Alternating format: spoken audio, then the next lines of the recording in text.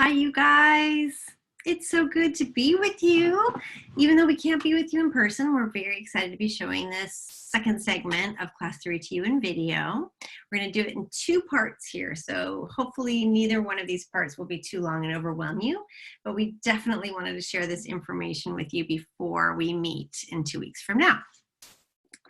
So I'm going to just jump into it. Today's topic that we're going to be going over is mindset, and this is a large part of what we're going to be talking about is going over the work of Carol Dweck, who wrote this amazing book. We are going to get this book to you so you will have a chance to read it. It's fantastic, and this concept is so important to us because it builds a bit on what we learned in class 2 about the STEAM model and understanding how that thought line has so much to do with the way we experience our lives, the way that will cascade into different aspects that has a result based in large part on the thought. So this is a different version of that and shows us how our mindset really determines kind of a bigger picture of our belief set that ends up creating the way we experience our life. So let's go ahead and dig in. I'm going to share my screen with you guys here and let's get going. All right. Bye. Okay. For those of you guys that understand the concept of mindset, probably all of you would know this is such a powerful concept. Our mindset really has the power to transform our lives.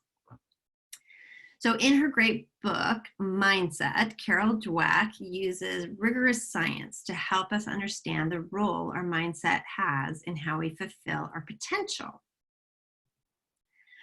Her research shows that there are two types of mindset, a fixed mindset and a growth mindset. And that these mindsets play a much bigger role in our success than our innate talents and abilities. Our mindsets play a bigger role than our innate talents and abilities. So here's a quick overview of the concept of mindset. If you operate in the world of sports or education, you've most likely heard of the term growth mindset. It's a concept that's sweeping the world and changing and improving the way that people learn. This powerful idea has been pushed forward by Stanford professor and best-selling author Carol Dweck. For decades, I've been studying why some people succeed while people who are equally talented do not. And over the years, I've discovered that people's mindsets play a crucial role in this process. These mindsets are really important when it comes to learning. Her work has uncovered two ways of thinking about skill and development.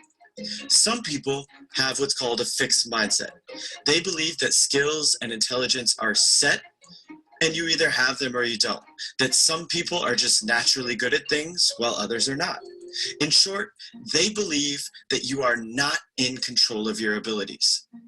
Other people have what's called a growth mindset, and they believe that skills and intelligence are grown and developed. So people who are good at something are good because they built that ability, and people who aren't are not good because they haven't done the work. In short, they believe that you are in control of your abilities. Really, the core idea here is people with a fixed mindset believe that skills are born. People with a growth mindset believe that skills are built. People with a fixed mindset believe that you can't or don't have to learn and grow. And people with a growth mindset do believe in their capacity to learn and grow. Dweck's work shows that mindsets have a major influence on people's ability to learn, and that people who utilize this growth mindset tend to learn, grow, and achieve more over time than people with a fixed.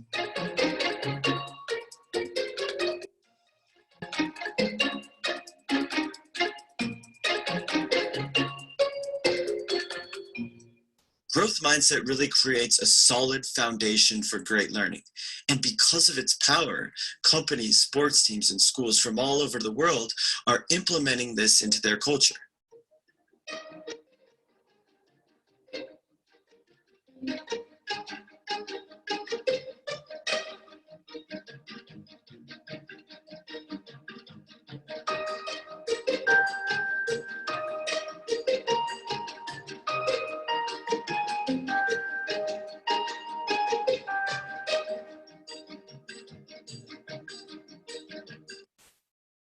love this quote so much. It's the fact that you know you can get better, even at our age, even with our accolades, even with what we've done in our careers. We still feel like we can improve. That's LeBron James, probably after winning the NBA championship. This is what a growth mindset looks like. Someone that is always realizing through their efforts, their dedication, their learning, their study, they can improve.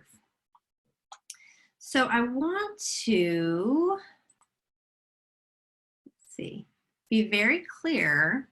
It can be a little murky in the way it was described in that video, as if you're either a fixed mindset person or a growth mindset person. That's not what's the case here. We have both inside of us. We have some areas that we're very fixed in and some that we're very growth in. And the real gem of this teaching is that really is uncovering those little sneaky areas where that fixed mindset lives, things that maybe we didn't realize were even in there. And once we realize, we think, wait, that's not a great way to look at it. I could completely change my opinion on that and think differently. So some examples that I have in my life for where I had and have still a fixed mindset, or still am uncovering, let's say. But one that it strikes me is in high school when I was taking chemistry. And that was where one of my fixed mindsets began, with my idea that I'm just not good at science. I just don't understand this science stuff. These are very hard word problems. I can't figure it out. And I didn't do very well in chemistry. And I just decided that I'm not good at science.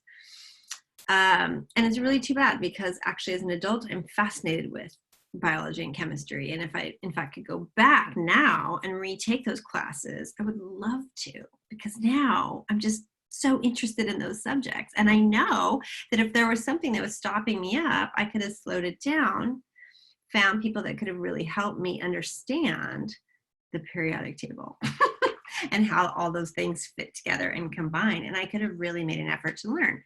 Same with programming. I got a terrible grade in basic programming in high school. And so that's why I decided I was terrible at programming. When if I look at now, I could have decided, well, maybe that first course was just the beginning. And now that I understand the concept of programming, I can build on them. But there's all kinds of areas. It could have been dance and art. It could have been cooking, or even sewing. Even I took a home ec class and I was not great at sewing. But how do I know? I just decided that I just was racing through it. What if I really wanted to become a great sewer? I could have just slowed it down and really practiced. So there's all kinds of different areas we might have decided we either weren't athletic, we weren't great singers, we weren't talented this, we didn't have those attributes, and therefore we just decided instead to adopt a fixed mindset, which kept us safe. So that's kind of the premise of the fixed and growth mindset. And like I said, the real gem of this teaching is trying to uncover where we have those little fixed mindsets still in our lives today. And I'll talk about some of mine a little bit more here in a moment. But right now, let me get back to the presentation. We'll just do a couple more slides. Let's see. So first, let's just review some key traits of the fixed and growth mindsets.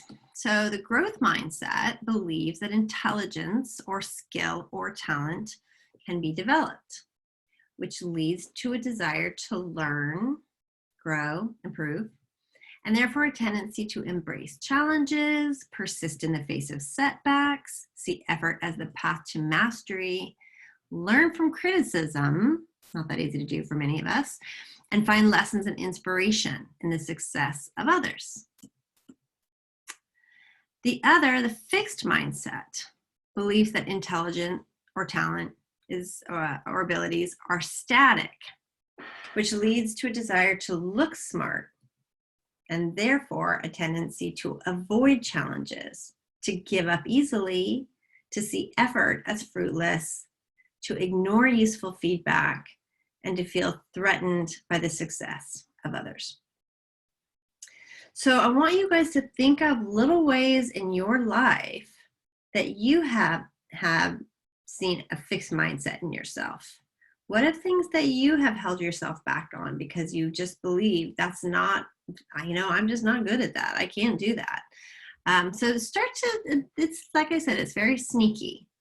So this is a kind of almost a meditation to kind of consider, what is it in you that might be stopping you that you didn't even realize?